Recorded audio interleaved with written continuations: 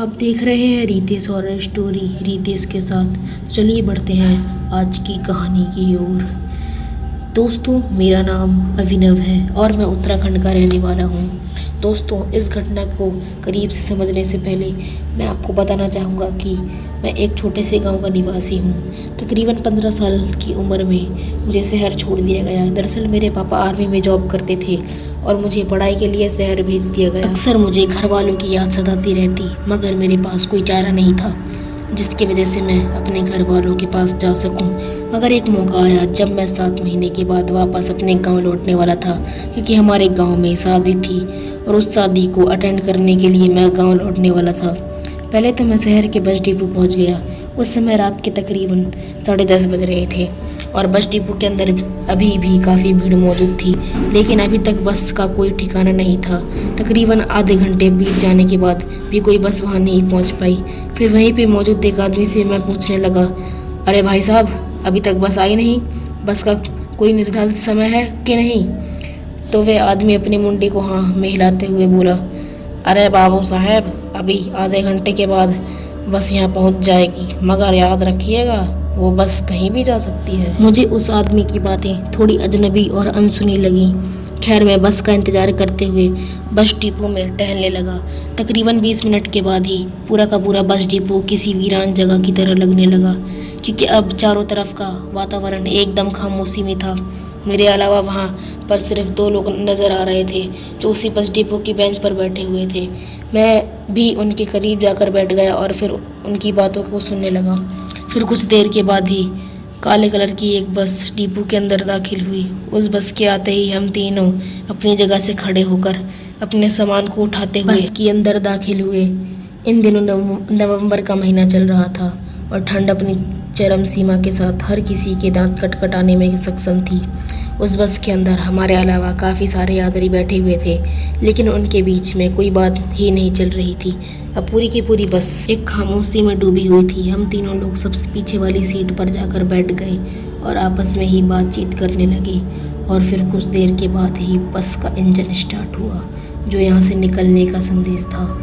हम भी बस के अंदर आराम से बैठे रहे, क्योंकि हमें जल्द से जल्द गाँव पहुँचना था। ढलती हुई रात गहराई की सीमा को जानने के लिए हमें और भी मजबूर कर रही थी, क्योंकि कुछ रहस्य अक्सर हम तभी जान सकते हैं जब हम उस दौर से गुजर पाएं। मैं उन 2 लोगों के साथ बस के अंदर बैठा हुआ यही सब बातें कर रहा था कि ठंड में पैदल चलने की हिम्मत और कौन कर सकता है। तभी ज़ोरदार सुनसान इलाके में बस का ब्रेक लगा और कुछ लोग बस से नीचे उतर गए, लेकिन उसके साथ ही कुछ ऐसे लोग भी थे जो अचानक ही बस के अंदर पहुंचे और बस के अंदर पहुंचकर हमारे बगल वाली सीट पर बैठ गए।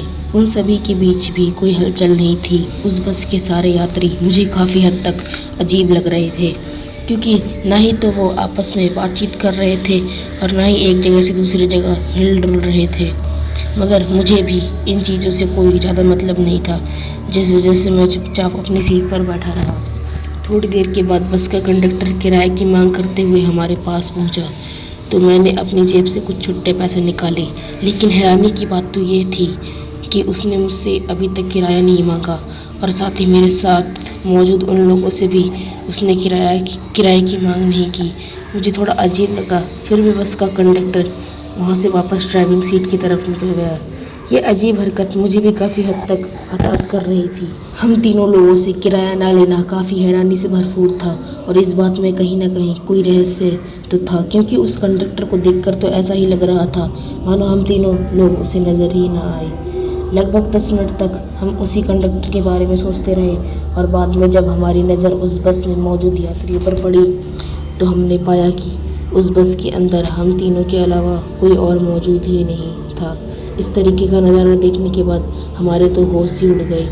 हमें तो समझ ही नहीं आ रहा था कि इस झलकपट से भरी बस के अंदर क्या क्या हो रहा है।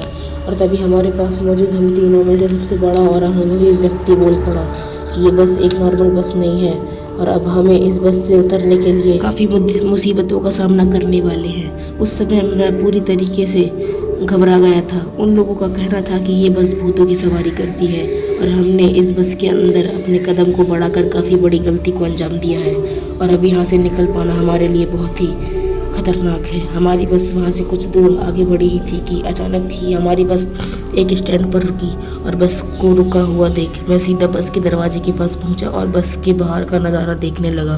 तो फिर मैंने पाया कि बस एक रेलवे स्टेशन के करीब खड़ी थी और रेलवे स्टेशन को देखते ही मेरी उम्मीद की किरण जागने लगी।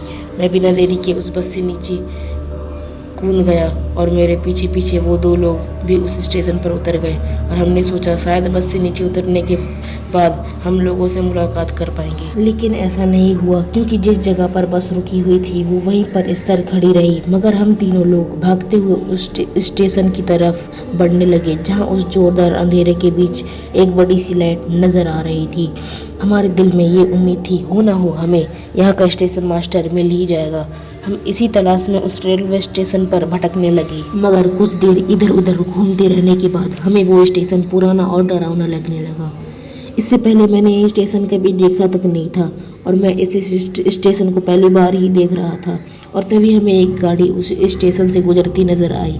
हमने मौके का फ़ायदा उठाया और उस सड़क के बीचों बीच खड़े होकर उस गाड़ी वाले से लिफ्ट की मांग करने लगे। हमारे तमाम कोशिश की सफलता प्राप्त हुई, क्योंकि उस गाड़ी वाले ने अपने गाड़ी का ब्रेक लगाया और फिर मैं भी उन लोगों के साथ सीधा जाकर गाड़ी में दाखिल हुआ। और उस गाड़ी के अंदर बैठते ही मेरा जी उठने लगा। उस कार के अंदर से बड़ी खराब सी गंध आ रही थी। ऐसा लग रहा था मानो बहुत ही जल्द मुझे उल्टियाँ होने वाली हैं।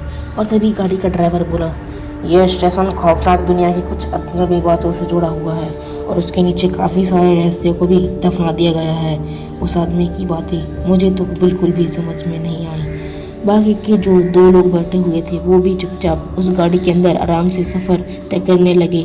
फिर कुछ दूरी और तय करने के बाद गाड़ी एकदम से रोक दी गई और गाड़ी को इस तरह रुकते देख मैं ड्राइवर से पूछते हुए बोला, भाई साहब क्या हुआ आपको, आपने अपनी गाड़ी क्यों रोक दी?